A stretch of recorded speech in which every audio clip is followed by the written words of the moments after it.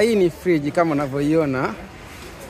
Hii ni side by side. Ni bonge moja la dude. Haya ndio yale inafunguka upande wa kushoto inakuwa ni freezer, upande wa kulia inakuwa ni fridge. Kama unavyoiona hili hapa naenda kwa mteja wetu usiku huu.